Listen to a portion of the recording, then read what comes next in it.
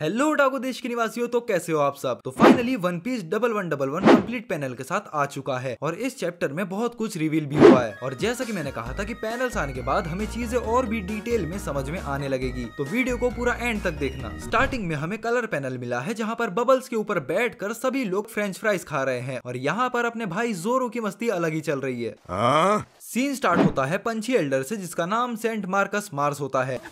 और वो अपनी हाकी का यूज करके एग हेड के टॉप मोस्ट एरिया जिसे हम लाबो फेस कहते हैं उसके बैरियर को ब्रेक कर देता है और आगे मेन बिल्डिंग की तरफ भागता है। ऊपर देख के जिम्बे शॉक हो जाता है और कहता है कि ये तो बहुत ही अनरियल हाकी है। जिसके बाद जिम्बे जोरो के पास जाता है और कहता है कि जोरो फाइट खत्म हो चुकी है, अब चलो यहाँ से। जोरो जिम्बे से कहता है नहीं, वो अभी भी खड़ा है। और हम अगले पैनल में देखते हैं कि लुच्ची 90 डिग्री के एंगल से भी ज्यादा स्ट्रेट खड़ा होता है। बिल्लो बग्गे बिल्ले यहाँ दा की करेंगी, पर शरीर से बहुत ही ज्यादा ब्लड गिर रहा होता है। लुच्ची तेज आवाज में घुर्राने लगता है।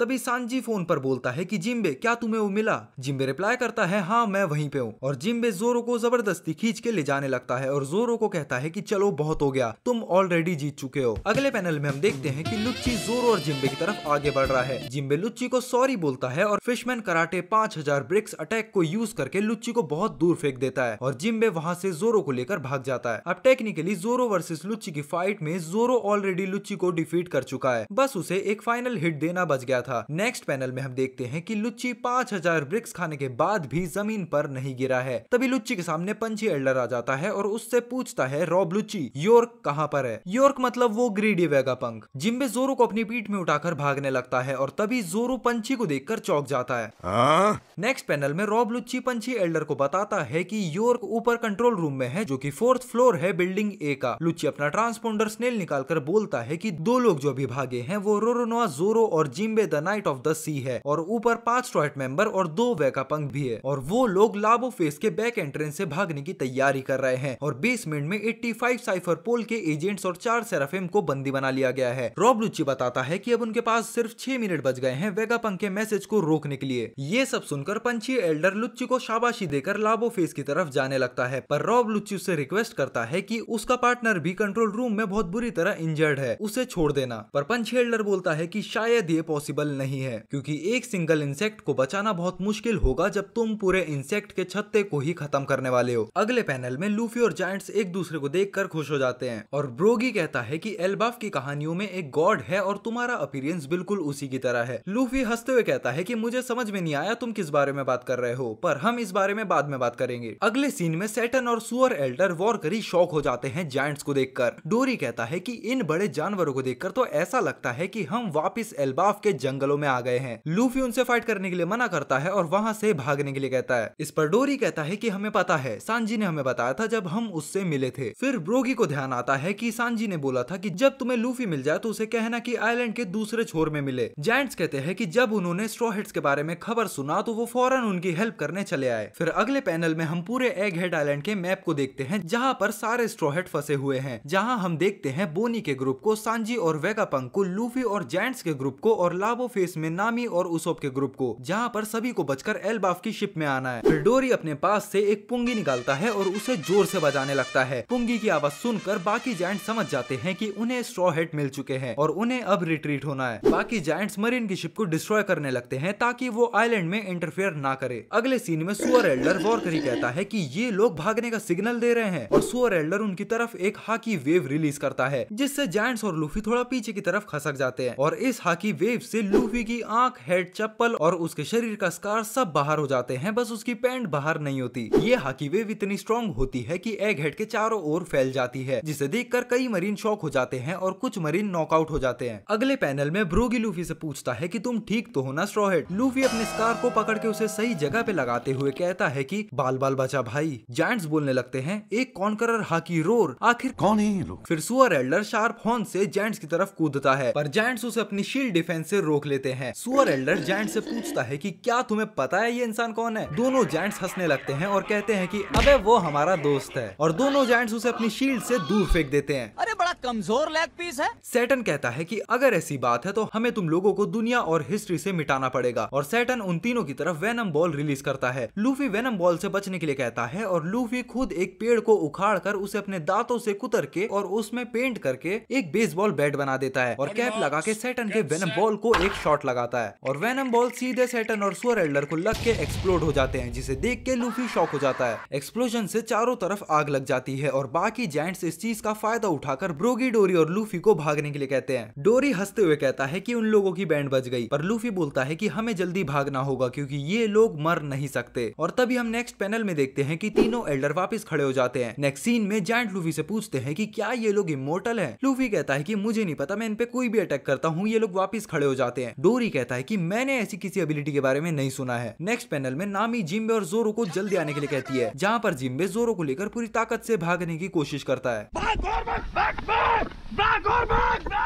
वहीं पर बोनी और फ्रांकी शिप के पास पहुंच जाते हैं, पर तब उनके सामने वाइस एडमिरल खड़े होते हैं और कहते हैं कि वहीं नेक्स्ट सीन में सांजी वेगापंक को लेकर भागता है और उसके नेक्स्ट सीन में हम देखते हैं कि पंची एल्डर बेसमेंट में पहुंच चुका है, जहां पर वो यॉर्क से पूछता है कि वो रूम कहां पर है जिसे ब्रॉडकास्टिंग मॉनिटर में दिखाया गया था, पर पंची देख के यॉर्क खुद डर जाती है और उसे दूर रहने के लिए कहती है। अगले पैनल में मरीन किजारू से उसका हाल चाल पूछती है और उसे ट्रीटमेंट के लिए कहती है, पर किजारू कहता है कि मेरे घाव बहुत गहरे हैं, मुझे बस आराम करने दो। नेक्स्ट सीन में हम देखते हैं वॉइड सेंचुरी के रोबोट को, जो पूरी तरह से खड़ा हो चुका है और मरीन्स उसे देख के पागल हो चुके हैं, जहाँ पर मरीन्स कॉल पर बताते हैं कि उन्होंने नॉर्थ वेस्ट शोर पर कुछ देखा है जो कि जायंट से भी बड़ा है और आसपास के आग से भी उसे कुछ इफेक्ट नहीं हो रहा है। वहीं पर अगले पैनल में रोबोट कहता है कि जॉय बॉय मुझे माफ कर दो। अब ये रोबोट अचानक से कैसे खड़ा हो गया और जॉय बॉय से इसका क्या कनेक्शन है, इसे आगे की वीडियोस में हम और आप साथ में बैठकर डिस्कस करेंगे। पर उससे पहले आप मुझे कमेंट सेक्शन में बताओ कि चैप्टर 1111 कैसा लगा और इस पर आपके क्या थॉट्स हैं। और इस चैप्टर के बाद ओडा 3 वीक्स के लिए ब्रेक पर रहने वाले हैं और अगला चैप्टर 11, 12, 21 या 22 अप्रैल को आने वाला है, तो चैनल को सब्सक्राइब जरूर कर लेना ताकि आप उस वीडियो को आराम से देख सको। तो आज की वीडियो यहीं पे समाप्त होती है, मिलते हैं अगली वीडियो में, तब तक के लिए आप ये देखो।